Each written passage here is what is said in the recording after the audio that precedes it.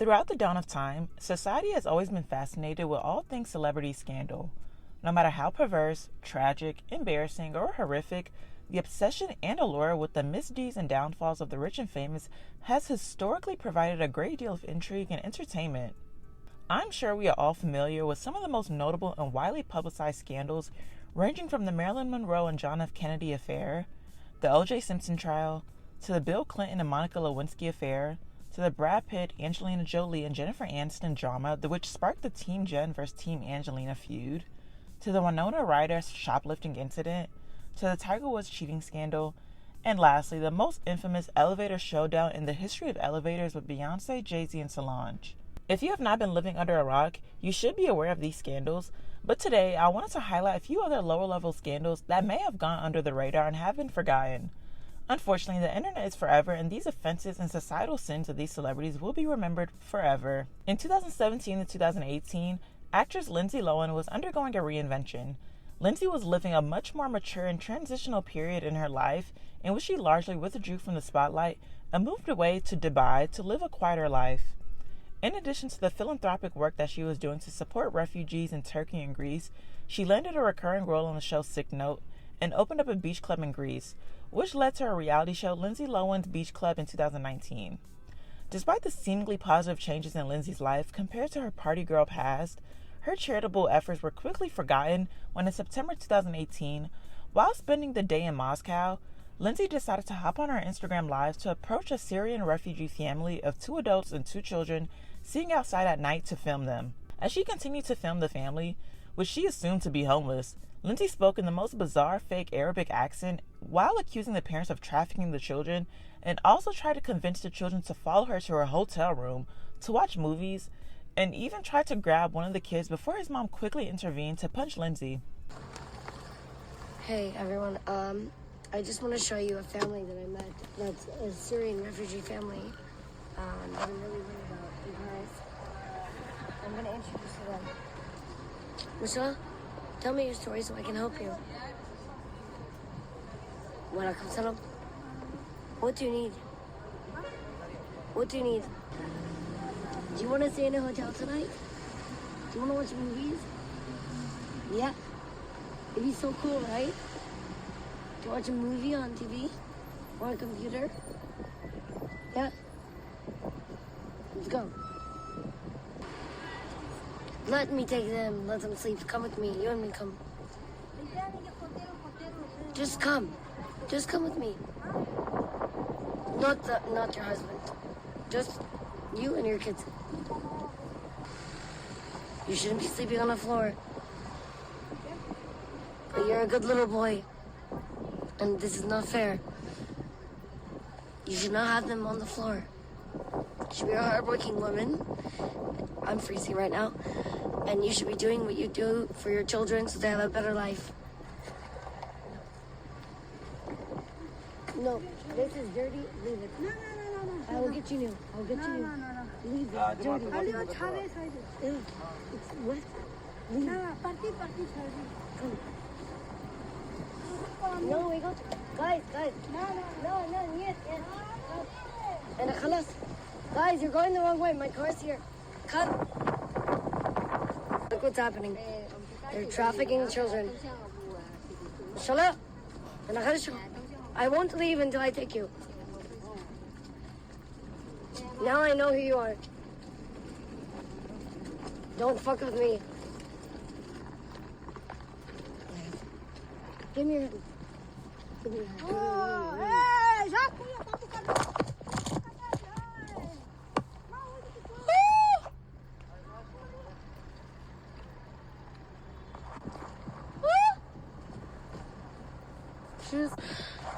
I'm like in shock right now. And they were trying to run me, and I just... Everything about this situation was so strange and uncomfortable in the funniest way possible, because what would even possess Lindsay to even try to take someone's kids away from them? And why was she speaking in that accent? I think when this happened, I thought it was a skit, so I did not think it was a real situation. But looking back at this, it's so interesting how quickly we all moved on from it, because this was so nuts. In 2014, Justin Bieber was one of the biggest pop stars at that time. But his popularity soon became marred with various scandals ranging from his DUI arrest, his vandalism incident, his assault charges, his messy relationship with Selena Gomez, his partying, and most notably, the reveal of his old, racially insensitive videos that led to a great deal of controversy. In one of the first leaked videos, a then 14 or 15-year-old Justin Bieber delivered an unprovoked remix of his 2009 hit song, One Less Lonely Girl, in which he replaced the lyric of girl and instead used the N-word repeatedly and then added a tidbit about the KKK. One less lonely nigga. One less lonely nigga. One less lonely nigga. There's gonna be one less nigga. If I tell you I'll be part of the KKK, then there'll be one less lonely nigga. There's gonna be one less lonely nigga. In another leaked video, recorded around the same time in what looked to be a home video, Justin made a very bad and unfunny joke about why black people are afraid of chainsaws, in which he once again used the N-word in the most blatantly racist manner. That's just straight. Why are black people afraid of chainsaws? Don't even say it. Don't say it.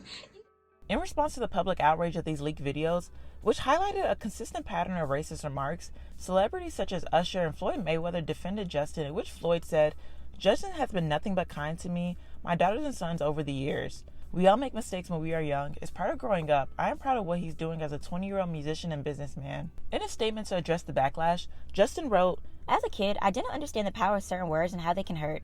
I thought it was okay to repeat harmful words and jokes, but didn't realize at the time that it wasn't funny and that, in fact, my actions were continuing the ignorance. Thanks to friends and family, I learned from my mistakes and grew up and apologized for those wrongs. Now that these mistakes from the past have become public, I need to apologize again to all those I have offended. I'm very sorry. I take my friendships with people of all cultures very seriously, and I apologize for offending or hurting anyone with my childish and inexcusable mistake. I was a kid then, and I am a man now who knows my responsibility to the world, and to not make that mistake again. Ignorance has no place in our society, and I hope the sharing of my faults can prevent others from making the same mistake in the future. I thought long and hard about what I wanted to say, but telling the truth is always what's right. 5 years ago, I made a reckless and immature mistake, and I'm grateful to those close to me who helped me learn about those lessons as a young man. Once again, I'm sorry." In another incident in 2013, Justin took a trip to the Anne Frank House Museum in Amsterdam, and upon leaving, he wrote in the guest book, "Truly inspiring to be able to come here. Anne was a great girl. Hopefully she would have been a believer," which immediately generated thousands of disappointed and horrified online users describing their disgust with the mere suggestion that he would even insinuate that a young girl who suffered tremendously during the World War II would even be a fan of his. Everything about his comments screamed immature, insensitive, and self-centered, and very much disconnected from the real world. Although he never directly apologized for his comments, Justin's team said that it was a misinterpretation and that Justin simply meant that it would have been an honor if Anne Frank had been a fan of his. In 2020, while the entire world was falling apart, Doja Cat was on the cusp of stardom, as she became a TikTok sensation with her #1 hit song, Say So, which took over the entire year. Despite her musical success, the singer and rapper found herself in the midst of controversy when she became the VIP guest at the Doja Cat's Over Party, which was the trending topic on social media that summer. In resurfaced videos, it displayed Doja Cat in a chat room that is known for being alt-right white supremacists with a few other incel-type men. In the clips, it showed Doja laughing along when racist jokes were made and racist slurs were used, and also showed her making offensive and self-deprecating jokes about herself. True. Look what I got you to on this side. Can you let him answer? Yes. No. He's like, well, yes. Yes. Indeed, I will boof you with alcohol.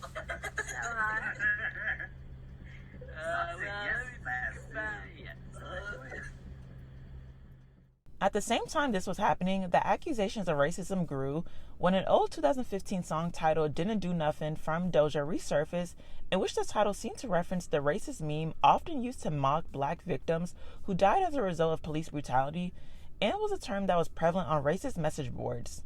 Although it was released and later deleted on the platform SoundCloud in 2015, it generated backlash as people thought it was a response to the 2015 death of Sandra Bland, who died in police custody after being arrested for failure to use her turn signal.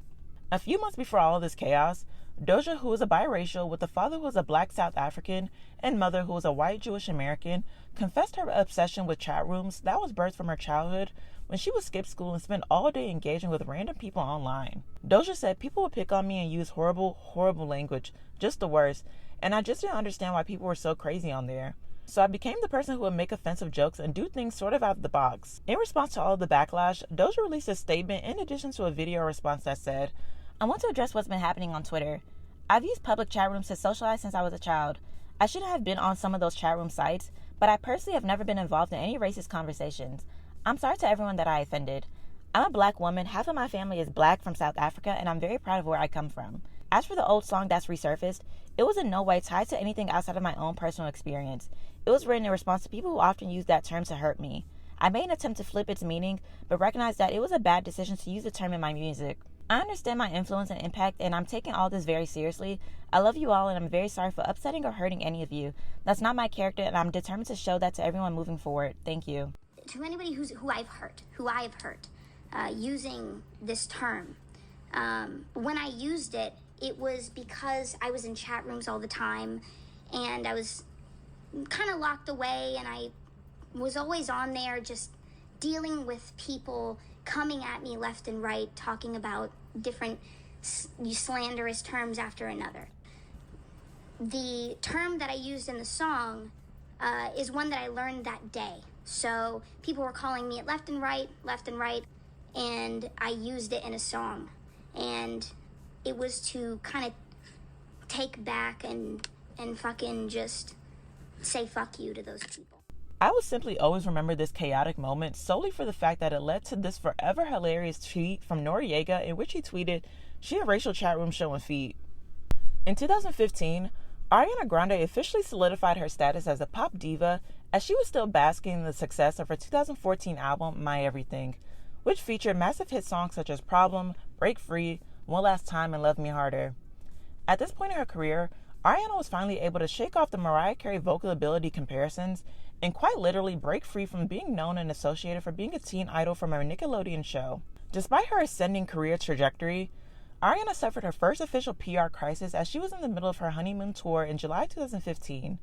In between tour stops, Ariana stopped at a Los Angeles donut shop named Wolfie Donuts with her then boyfriend and backup dancer Ricky Alvarez as they were playing a game of Truth or Dare when she was caught on camera leaning over and licking donuts on display that she had no intention of buying.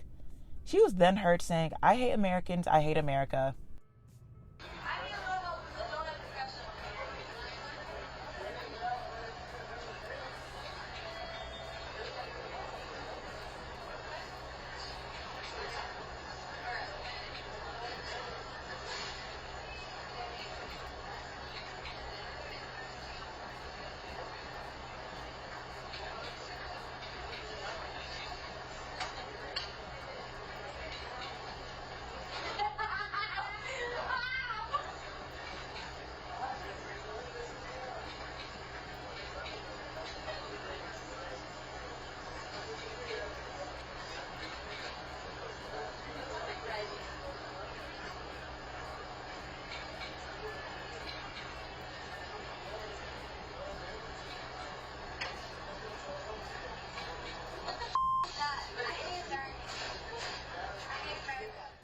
The backlash was swift, as social media condemned Ariana for her disgusting, unpatriotic, and immature behavior, as it also sparked conversation and headlines over contaminated food. After releasing an initial statement to Entertainment Tonight, in which she apologized for her words and actions, Ariana released a lengthier and personalized statement to her Twitter account in which she said, I'm sorry for not using more discretion with my choice of words. As an advocate for healthy eating, food is very important to me, and I sometimes get upset by how freely we as Americans eat and consume things without giving any thought to the consequences that it has on our health and society as a whole. The fact that the United States has one of the highest child obesity rates in the world frustrates me. We need to do more to educate ourselves and our children about the dangers of overeating and the poison that we put into our bodies. We need to demand more from our food industry. However, I should have known better in how I express myself, and with my new responsibility to others as a public figure, I will strive to be better. As for why I cannot be at the MLB show, I've had an emergency oral surgery, and due to recovery, I cannot attend the show. I hope to make it up to all those fans soon. That being said, let me once again apologize if I have offended anyone with my poor choice of words. 2 days later, Ariana released another statement, this time a video, as she said her initial apology was not sincere enough.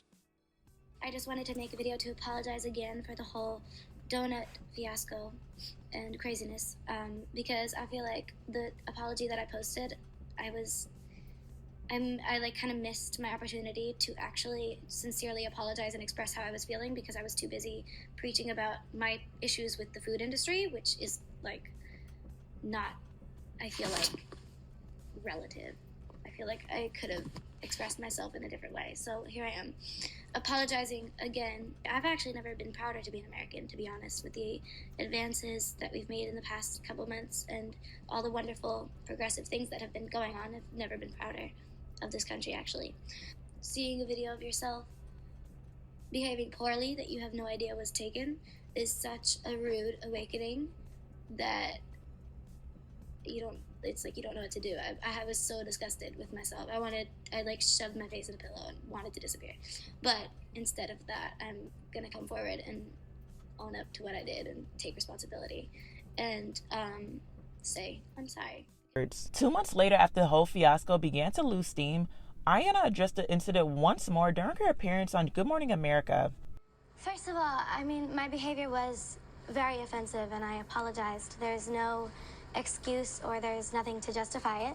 But, I think that as human beings, we all say and do things that we don't mean at all sometimes. And we have to learn from it. I mean, that's part of our process. We have to learn from our mistakes, and that's how we grow. This entire incident affected the donut shop tremendously as Wolfie Donuts came under scrutiny, as after the incident was publicized, they had a week to address why their health department grade went from an A to a B. In an interview with CBS at the time, the shop manager, Ricky Marin, said that the employee working at the time of the incident was not aware that the donuts had been contaminated and placed them back in the display case for sale. Ricky went on to say that Grande asked the employee to retrieve fresh donuts from the back of the bakery, so the employee left the tray of powdered donuts on the display unattended. In an interview with store owner, Joe Marin spoke to US Weekly to speak in detail to describe what viewers did not get to see in the 40-second TMZ clip. Joe said, "She was being rude. She kept telling my employee, an experienced donut server, she came to buy 6 donuts. She kept wanting the donuts in the back because my bakers were baking at the time. So my employee kept going to the back to go get the donuts that were baking. Then she brought them out there and put them on the top of the donut display, and Grande sent her to go get some more. She was looking around, and that's when I saw she was licking 2 of the donuts. Then she went to another tray that was on top, and there was a tray of powdered donuts. So I zoomed into the camera in her mouth, and the powdered donuts, she did not like them. She spit on those. She spit on one of them, and she dared that guy she was seeing, and he spit on it too. I thought they were getting a kick out of it, and the 2 friends she brought, they saw what he did too. I didn't see who bought them because they were mixed together. Somewhere out there, the donuts ended up with a customer because that night we ended up selling out."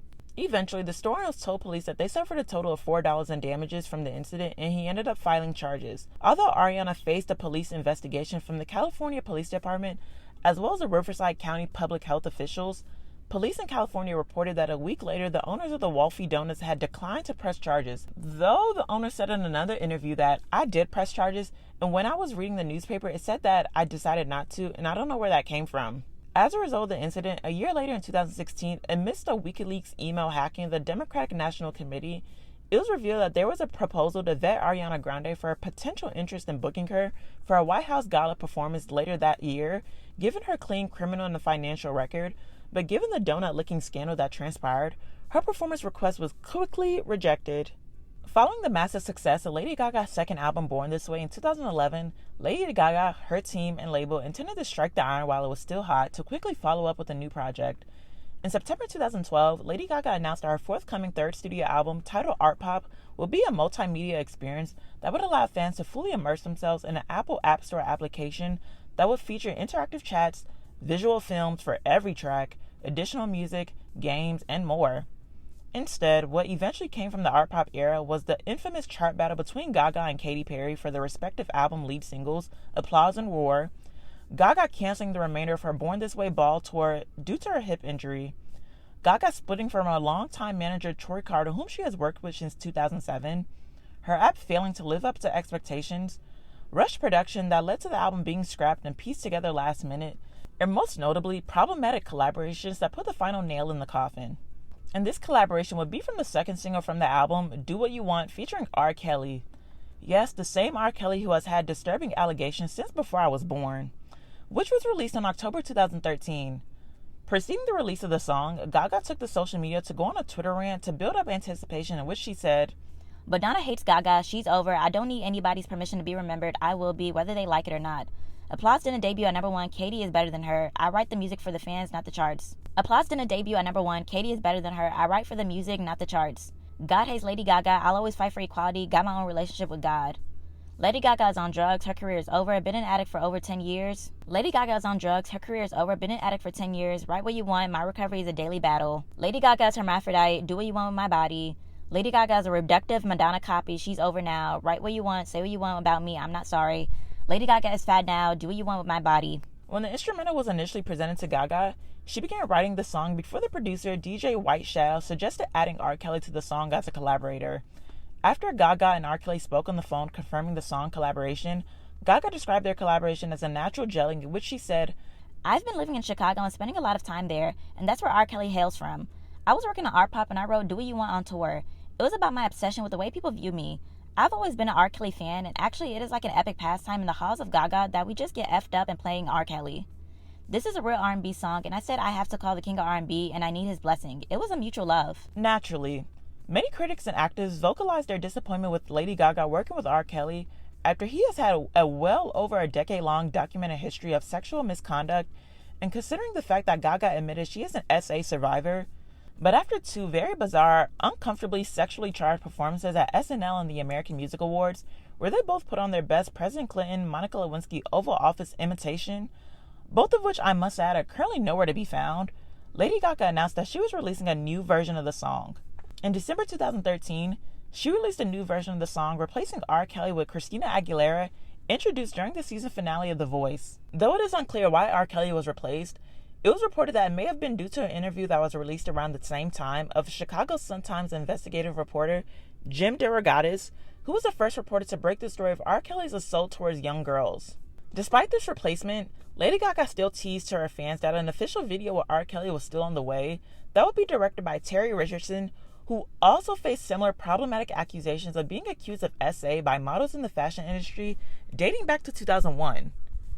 In January 2014, Lady Gaga spoke on the delayed music video by saying, It is late because, just like with the applause video, unfortunately, I was given a week to plan and execute it. It is very devastating for someone like me. I devote every moment of my life to creating fantasies for you. All of my most successful videos were planned over a period of time when I was rested and my creativity was honored. Those who have betrayed me gravely mismanaged my time and health and left me on my own to damage control any problems that ensued as a result. Millions of dollars are not enough for some people. They want billions. They need trillions. I was not enough for some people. They wanted more. A few months later, in June 2014, Lady Gaga finally scrapped the music video for the song. Although no official statement was made, sources said the video, which was shot in September of the previous year, was pulled because Gaga was not happy with the finished product.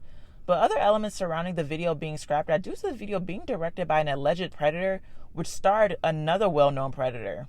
Although the official video was never released, clips and stills of the raunchy music video depicted several racy scenes that had R. Kelly acting as a doctor and Gaga portraying his patient.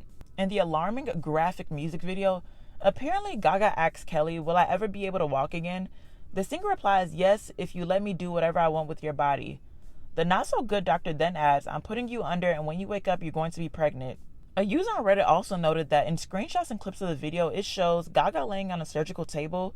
She and R. Kelly exchange some flirty words, and he peeks under the sheet at her naked body. Then she goes unconscious for surgery, I assume. There are lots of extras in sexy nurse outfits humping her body and waving her arms around like she's a used car lot.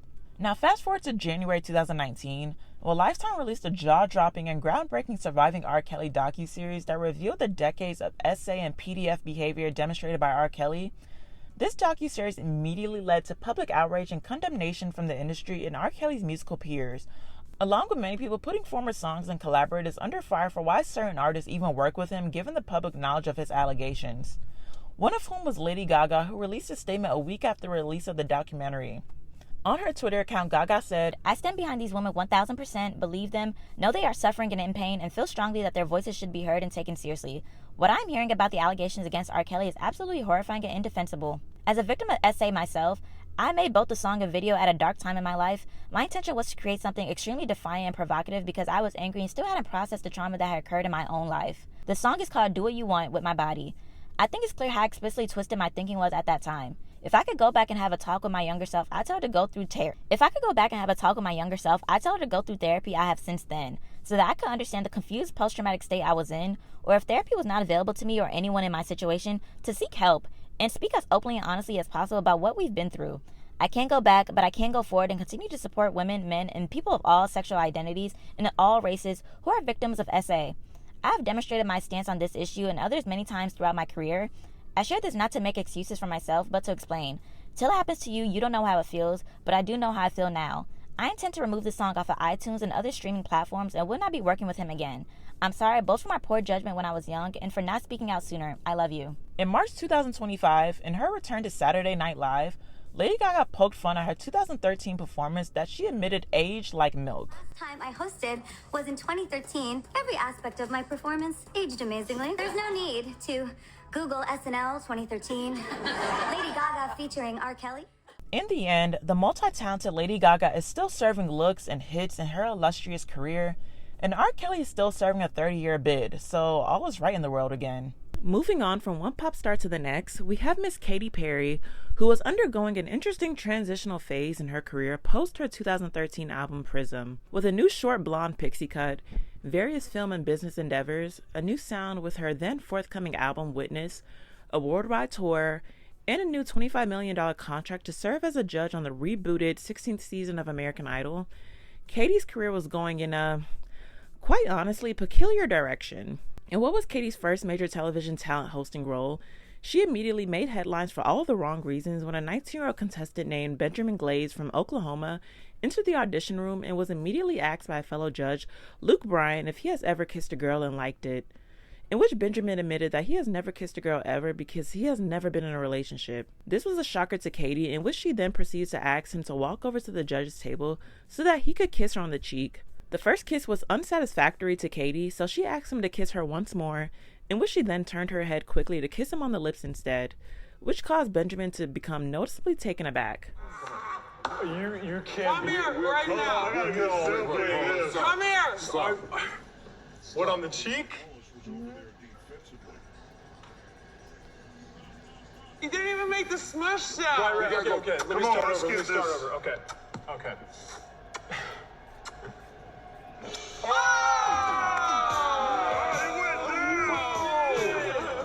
Is she kidding?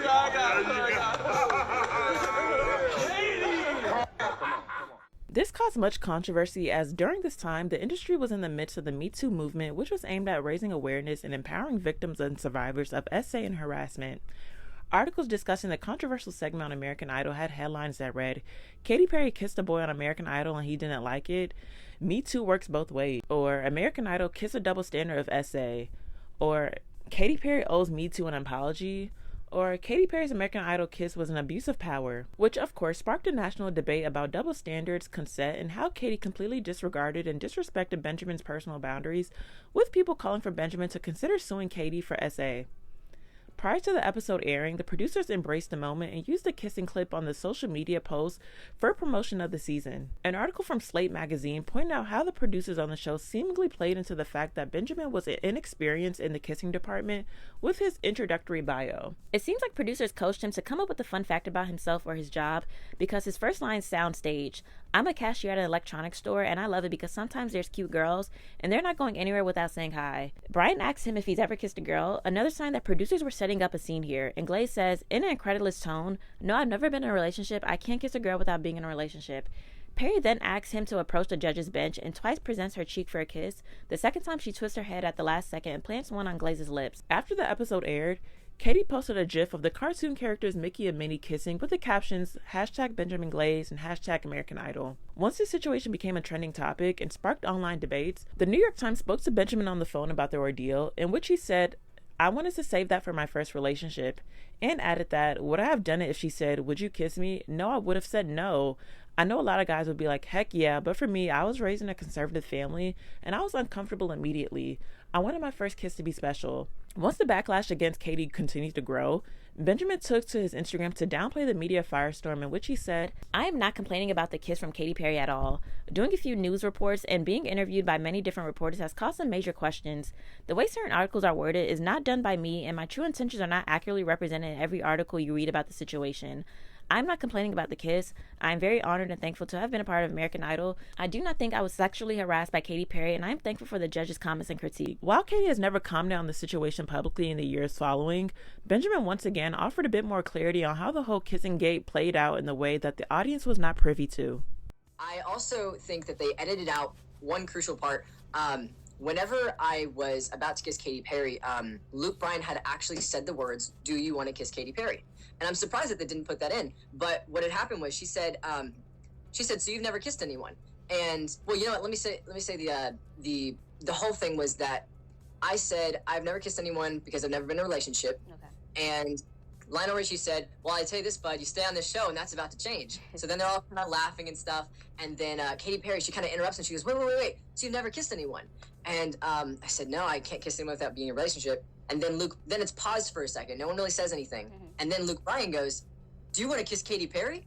And then I'm kind of I'm not sure if I want to, but I didn't say no. And so a lot of people are thinking that I was completely unaware of what was going on. Okay. That's just simply not true. I did know that I had a very good chance of walking up there and getting kissed on the lip. Fast forward to 2024, in an even more uncomfortable and disturbing turn of events, the same contestant, now 26-year-old Benjamin Glaze, was arrested in 2024 after being accused of being in possession of child abuse material, which, I will refrain from discussing here, but I suggest you Google that one yourself if you want to further inquire about this twisted rabbit hole. I think we can all remember where we were and what we were doing mid-March 2020 when practically half of the world effectively shut down because of the COVID pandemic. Whether it was work or school, we officially entered some form of lockdown, which eventually became a multi-year real-life horror film that affected and possibly still affects most of us to this very day. Because of this unprecedented global pandemic, many businesses, entities, events, and all sorts of social gatherings were placed under restrictions that changed how we would interact with each other.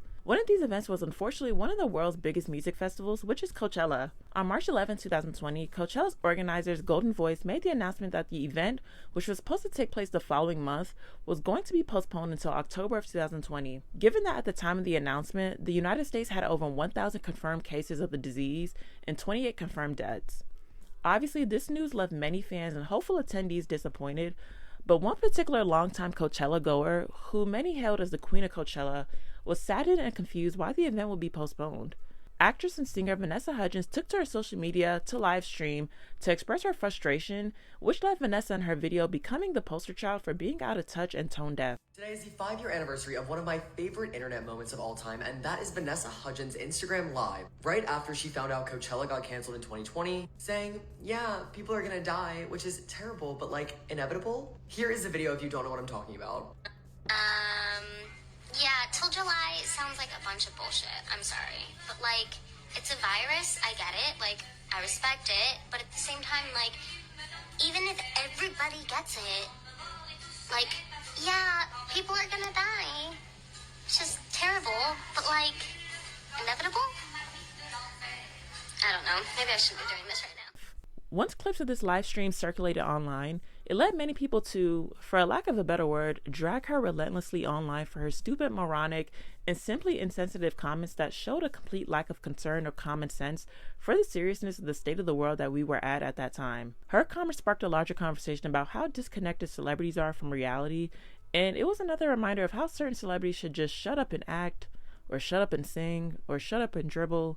I could go on, but you get my point. A day later, Vanessa issued an apology video on her Instagram, followed by another apology on her Twitter account, taking further accountability for her insensitive comments. Hey guys, so yesterday I did an Instagram Live, and I realized today that some of my comments are being taken out of context. It's a crazy time. It's a crazy time, and I am at home and in lockdown, and that's what I hope you guys are doing too. In full quarantine, and staying safe and sane. Yeah, I don't take this situation lightly, by any means. Vanessa went on to say, "Hey guys, I'm so sorry for the way I've offended anyone and everyone who has seen the clip from my Instagram Live yesterday. I realized my words were insensitive and not at all appropriate for the situation our country and the world are in right now. This has been a huge wake-up call about the significance my words have, now more than ever. I'm sending safe wishes to everyone to stay safe and healthy during this crazy time." As we all recently just memorialized the 24th anniversary of the 9/11 tragedy, most people symbolize the year 2001 for that event, But before this act of terrorism took place, the story that dominated the media and news stations was the unsolved true crime case of the 24-year-old Chandra Levy, who disappeared in May 2001, and whose remains were not found until a year later in 2002. Chandra Levy was born in Cleveland, Ohio, and later moved with her family to Modesto, California, where Chandra became a graduate of San Francisco State University with a degree in journalism. Chandra later started her graduate program in public administration at USC, and while she was in the final semester of her graduate program, she took on a paid internship at the Federal Bureau of Prisons in Washington, D.C., working in the Public Affairs Department. In May of 2001, Chandra was supposed to fly back to California for her graduation, but unfortunately, she never made it back home. Chandra was last seen on May 1st, 2001, and from there, her parents filed a missing persons report on May 6th. As news began to circulate about Chandra's disappearance, Chandra's father and aunt reported to the police that Chandra mentioned to them that she was having an affair with a U.S. congressman, who was later revealed to be Gary Condit. After that revelation, a media firestorm began to swarm around the congressman. After being questioned by the police twice and denying both times about his relationship with Levy, Chandra's aunt confirmed that she had discussions with Chandra regarding her relationship with Condit. During a third meeting with the police, Condit admitted to the affair. Though Condit was not considered a suspect in the case, suspicion continued to grow within Chandra's family and the general public, as it was later revealed that the very much married congressman had an affair with a flight attendant named Anne Marie Smith, after Condit was caught throwing away a gift in Washington, D.C. in a neighborhood in July 2001. Smith alleged that she had a 10-month-long affair with Condit and that he requested that she sign a form stating that they never had a relationship, and also told her that she did not need to speak to the FBI. As this case continued to grow in interest and Condit was maintaining his silence over the months, news stations and journalists were battling on who would give the exclusive first sit-down interview with Condit. ABC's Connie Chung eventually won the interview sweepstakes, which aired on August 2001. In an attempt to reconstruct his tainted reputation, Condit agreed to a 30-minute interview, and as expected, Representative Condit declined to disclose the nature of his relationship with Chandra Levy, by reiterating that at that point he had been married for over 30 years and did not want to get into specific details out of respect for Levy's family. When questioned about his continuous evasiveness regarding the 3 separate times the police questioned Condit, he repeated to Chung that he answered every question truthfully to the police, but declined to admit in the interview if he confirmed to the police to having a romantic relationship with Chandra. The purpose of the interview was to clear up any inconsistencies and be completely truthful, but it seemed to only leave the audience with more questions than answers, which confused the audience and left Condit's reputation in further disarray. Truthfully, did you answer every question truthfully? I answered every question truthfully. That's what you're supposed to do when you're cooperating with the police. But did you reveal that you were having an affair with her? I'm not going to go into the aspects of the details of the investigation or the interviews. I'm just saying to you that I answered every question asked of me by the police department on every occasion. But the police department has said that you impeded the investigation. Well, that's pretty confusing. I mean, it's real confusing because a couple days after it was reported that Chandra Levy had been missing, after her father had called me here in California, 2 days later, I had 2 detectives in my house in Washington, D.C., and we had a 45-minute interview. This situation could not come at a worse time, considering Condit was running for re-election in the U.S. House of Representatives in California's 18th District, which he eventually lost. Eventually, the case of Chandra Levy and Gary Condit slowed down following the 9/11 attack. Although in 2009, the police charged undocumented immigrant Ingmar Guandique for being responsible for Chandra's murder, which he was later convicted of in 2010. And in 2015, his conviction was overturned and charges were dropped as it was revealed that a jailhouse informant who testified against him had credibility issues, which has caused the case to remain officially unsolved 24 years later and counting. We always hear of college hazing stories, but this is the first hazing incident I have read that has involved an extremely high-profile celebrity.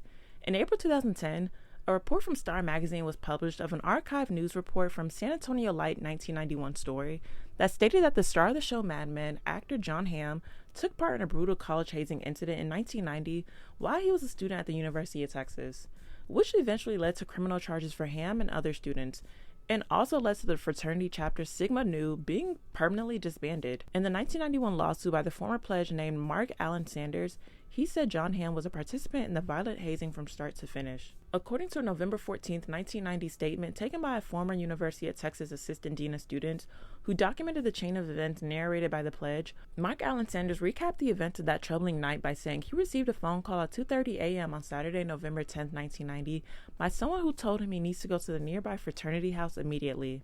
While at the frat house, apparently Mark was ordered to recall what the Sigma Nu members call a BS list, that is essentially a checklist of the Sigma Nu members' majors, interests, nicknames, hometowns, and other trivia details. According to the lawsuit, Ham became mad, I mean really mad, after the 20-year-old student joining the fraternity failed to recite things he was supposed to memorize about Ham and other fraternity members. For Ham, his list included Young Bobby, MC Hammer, and UT football punching bag. Trigger warning ahead, please skip. In a February 1991 interview with the Travis County attorney Ruben Castaneda, Mark explained in detail of his nightmare experience, in which he went on record by saying, he described how he was beaten so savagely for forgetting to use Ham's nickname MC Hammer that he sustained a broken spine and kidney damage. He hits me right over my right kidney, I mean square over it, good, solid hit, and that stood me up. I'm hurting bad, I mean being hit right there where the kidney is killing me. Mark Sanders was hit so hard during the Warp 1990 initiation that he suffered a fractured spine and nearly lost a kidney. Mark Sanders was hit so hard during the star and an accomplice then allegedly wrenched Sanders' underwear and moved it back and forth in a painful sawing motion. The more they pulled, the way they were pulling was one would be pulling up. I don't know how far underwear stretches. I don't know how far I was off the ground. I was hurting really bad, and I remember I was looking up at the ceiling and I was gritting my teeth and squinting my eyes. It was sawing and it was hurting. But the ordeal did not end there, with Sanders forced to cram into a dirty, confined space known as the pit and perform push-ups. They were actually pushing my face to get in the dirt. He told me to get my face in the dirt. And then all the pledges were taken out of there except me. I'm left in there with John Hamm. He describes how he began struggling to stand up due to the excruciating pain. This is when John Hamm pulls out the lighter, and he puts his lighter on, and I was wearing designer jeans, and I have this loop on the front, and then he took the lighter and caught that on fire. My head is down, I mean my chin is in the chest at this point. I see him light the lighter and put it to my pants. I was kind of panicking because I was wearing a cotton t-shirt. I actually tried to put it out with my hands, and John Hamm wouldn't let me. He made me blow it out with my mouth. Finally, he was led upstairs to the party room where Hamm hooked the claw of the hammer underneath his testicles and pulled him around the room for at least a minute. The abuse left Sanders with severe internal damage, bruising, and even broken bones. My kidney spasms, and every bruises itself, Sanders said. He told me it was from being hit right over the kidney. I can remember feeling being hit hard right over this. He also described how he was beaten with a broomstick right over my ribcage. Whenever I breathe, my lung actually can't go all the way because it's pinned between my ribcage from, I assume, it was beaten down some beaten into me. Sanders subsequently withdrew from the university and sought counseling to cope with the shameful episode, which resulted in police inquiry and the fraternity chapter being disbanded. According to the 1991 San Antonio Light original report, multiple counts of hazing charges were filed against 4 other former Sigma Nu members. They are Jonathan Hamm of St. Louis, Charles Stidham of San Antonio, Henry Gonzalez of San Antonio, and Charles Lano of Spring, in which the Travis County attorney Ken Oden, who led the investigation, said he would demand stiffer sentences for the 4, calling them the most serious offenders. The lawsuit was eventually dismissed in 1993. While Hamm and other frat members were charged with violent hazing, John received probation under deferred adjunctication, under which Texas law means he had to successfully complete probation, but was never convicted. John was a student at the University of Texas from 1989 to 1990 before transferring to the University of Missouri. At the time, Travis County Sheriff spokesman Roger Wade confirmed that an arrest warrant for Hamm was issued August 24, 1993, in which Hamm reached a plea deal in 1995. In his first public address to the resurfaced hazing incident, John Hamm gave a very insensitive and callous response to the magazine Esquire, in which he said, "I wouldn't say it's accurate. Everything about that is sensationalized. I was accused of these things I don't. It's so hard to get into. I don't want to give it any more breath. It was a bummer everything that happened. I was essentially acquitted. I wasn't convicted of anything. I was caught up in a big situation, a stupid kid in a stupid situation, and it's a effing bummer. I moved on from it." Moving on to our final, gone but never forgotten scandal that took place in 2002 was when the king of pop, Michael Jackson, performed what was probably my very first memory of who Michael Jackson was as a child. Yes, I am showing my age here, but it is still insane to me that this incident is how I was first introduced to the Michael Jackson. Anywho, while Michael and his children were in Berlin, Germany for Michael to receive his award for the Pop Artist of the Millennium at the 2002 Bambi Award Gala, he once again made pop culture infamy history for all of the wrong reasons. On November 19, 2002, Michael was staying at the Alden Hotel with his 5-year-old son Prince, 4-year-old daughter Paris, and 9-month-old son Blanket. When fans, spectators, media, and reporters were alerted that the biggest star on the planet was residing at that hotel, hundreds of people flocked to the hotel, where they stood outside the hotel awaiting Michael to appear while they cheered and chanted his name. Michael first introduced his 2 eldest children while ensuring that their faces were covered and protected. Soon after, Michael returns to his balcony where he dangled his 9-month-old son Blanket over the balcony while he covered his face. Honestly, this situation is better told while watching the video than explained, so let's just watch.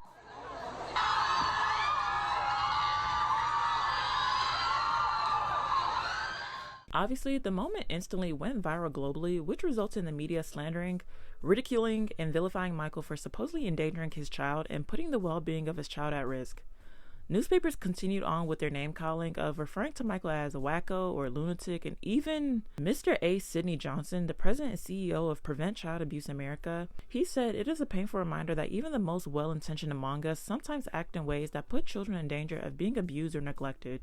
In response to the scandal, Michael made a brief statement in which he said, "I got caught up in the excitement of the moment. I would never intentionally endanger the lives of my children." A couple months later, in the 2003 Living with Michael Jackson documentary, Michael explained in a little bit more detail of his frame of mind at that time and what his true intentions were behind his decision. They know I love them. What do you say? And 2 minutes before they saw the baby, Prince did the same thing. I had him in my arms. I saw that. And I've done it, you know, but I got them strong. Were you just overexcited? No. What was it? They were chanting they want to see the baby, so I wanted to show them the baby. I'm not going to let them fall. But you didn't really show them the baby because the baby was covered. They got to feel the spirit. That's good enough. And he was responding. He started like singing.